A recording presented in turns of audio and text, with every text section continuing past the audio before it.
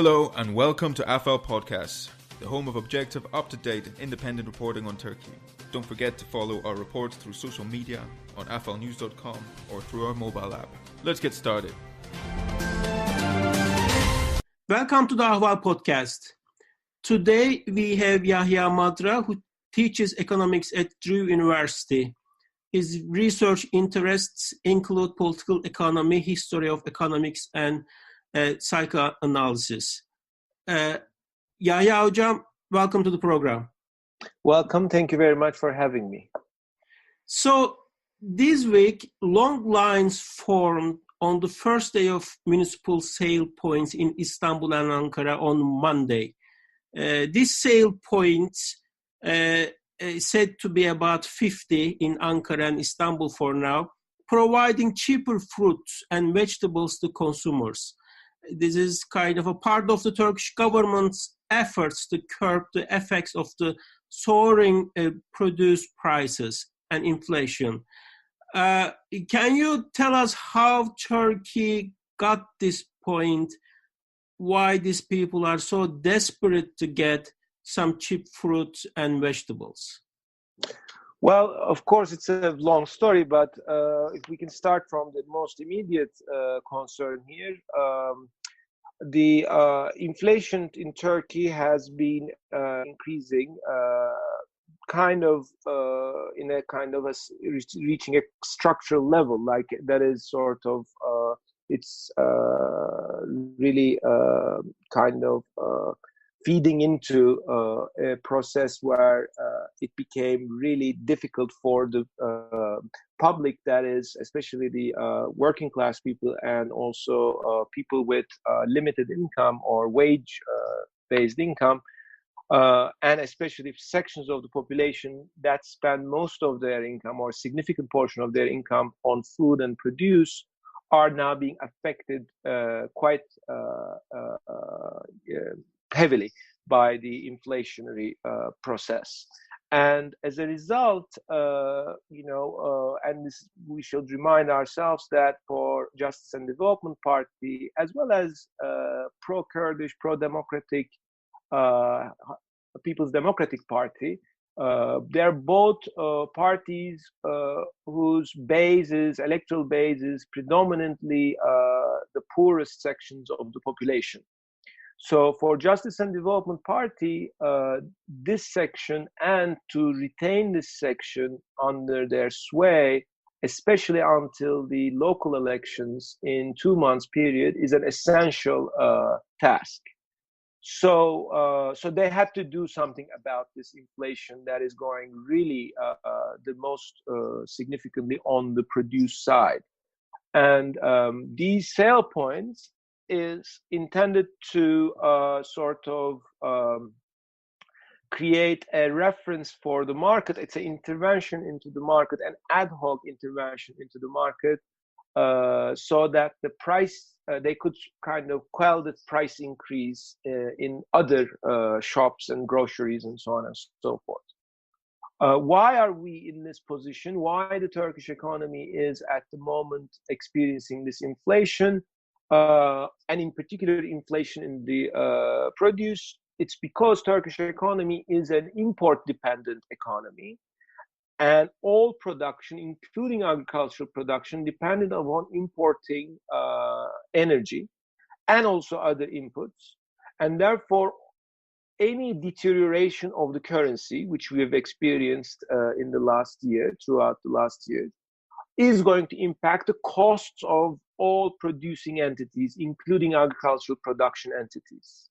So the price increase of the imported energy inputs is immediately reflecting themselves in the price increase now in the consumer goods and in particular produce.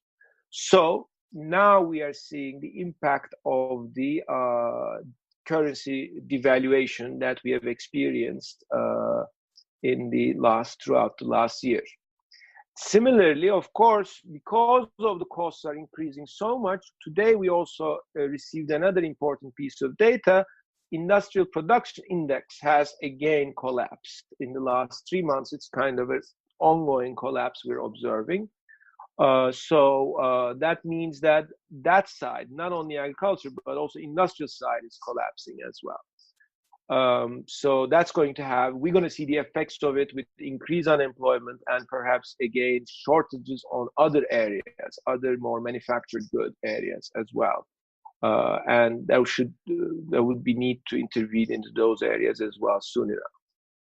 So, as you quickly mentioned, there are also elections within 6 weeks. 6 weeks, yes. I said 2 months, but 6 weeks, yes. So these long lines in the main squares of cities like Ankara, as I understand, and many other points, should give worries to current administration. No, it's not a pretty picture about their management of the economy. Do you think the opposition of Turkey is taking this opportunity and gaining some votes?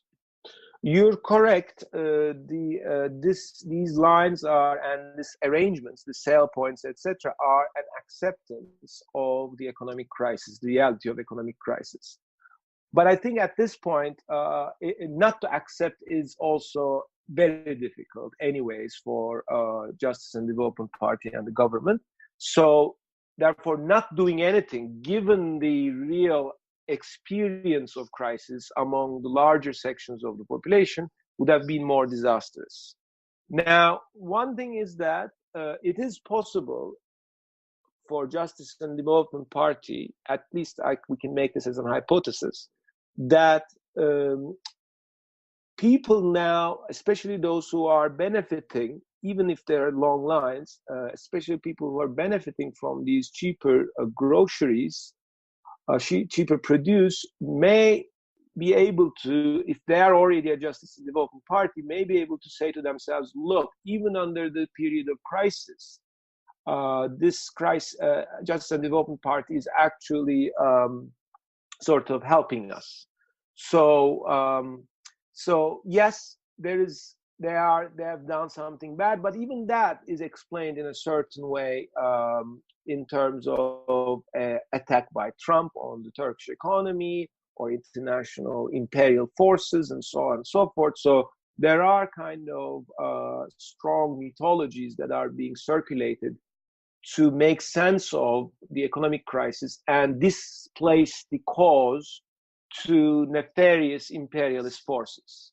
Now, I'm not saying that globalization and neoliberal globalization in general is not a reason why we are here, but Justice and Development Party has been a very willing executioner of the neoliberal policies for the last decade and a half, and therefore they are fully implicated in where we are today.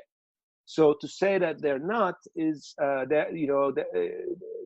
say that they're not, and the culprit is the international capitalism, is just really sort of not accurate.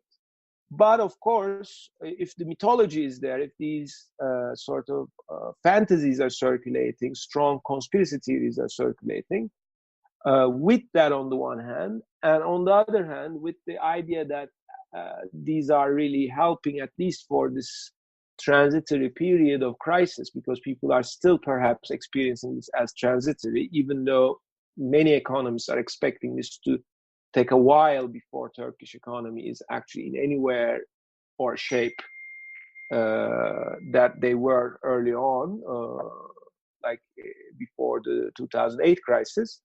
But, so there's a sense in which this is actually doing something. So opposition, on the other hand, is sort of also sort of not able to do anything, is because, one, economically, their policies are not necessarily that different than what AKP has been doing throughout the last decades. They are a version of neoliberal developmentalism, maybe a little bit more egalitarian, but not necessarily. And then secondly, there is a deeper complicity of the opposition with Justice and Development Party and the Nationalist Movement Party, in the sense that they all believe, with the exception of People's Democratic Party, that Turkey's situation is under an existential threat of a Kurdish autonomous region in Syria. And that is actually bringing everyone together, even if they seem to be in opposition. When there's an incident, for instance, in a easternmost district in Turkey, the so-called oppositional Good Party, president of the Good Party, Meral Akşener, said, we will nominate anyone so that the People's Democratic Party will not be elected and Justice and Development Party candidate will be elected. So they pulled out in favor of the Justice and Development Party, even though they're supposed to be the opposition. So I think there is a deeper complicity of the opposition in relationship to the Justice and Development Party and Erdogan's regime. And I think that's another reason, a more fundamental political reason, why they cannot really create a convincing alternative. Let me ask my final question. It looks like the economy management is not doing well in Turkey. How about foreign policy? You are very closely following Turkey's foreign policy. There was a Sochi summit today. Can you tell us what did you read out of the summit? I wasn't, sorry for this, I wasn't able to follow the latest on the summit, but I can say the following. I mean, what I just saw is that Russia says Turkey that if they need a zone, is that correct? If they need a zone, they need to get the approval of Syria, right? That's right, yes. So Russia is basically, I mean, this is something we were expecting, of course, but what I'm seeing here is this. Turkey is on a kind of basically, we say about an axis shift, right? Turkey's axis shift from European, Anglo-Saxon, NATO axis to a Eurasian axis, Russia, China, and etc. Turkey right now is not shifting the axis. It's actually sitting on an axis, balancing onto the side, one side to the other. Of course, the NATO side is still much more prominent, but Turkey's energy dependency on Russia, as well as also Erdogan's other dependencies on Russia, and also the Syrian context, makes Turkey closer to the Eurasian axis, or Russia in particular. So what's happening right now is that Turkey is being pulled and pushed on two sides. The image or the fantasy of, if you like, the Turkish state and administration is that we can manage these two big powers. But reality of it is that maybe they are being pushed and pulled by these two powers, right? So it is. So I think maybe that is the sort of one thing I can say in terms of the foreign policy issue. And Sochi today is just one other iteration of that being pushed and pulled, and being trying to negotiate this situation.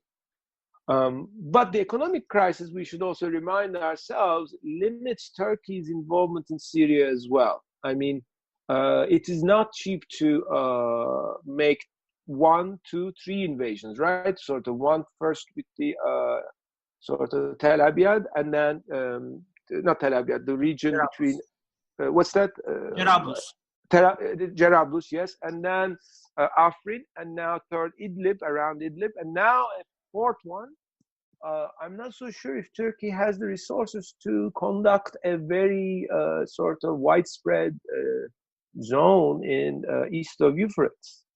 Right now, Turkish government needs to use whatever budget they have to sort of reignite the economy in a sort of fiscal policy manner.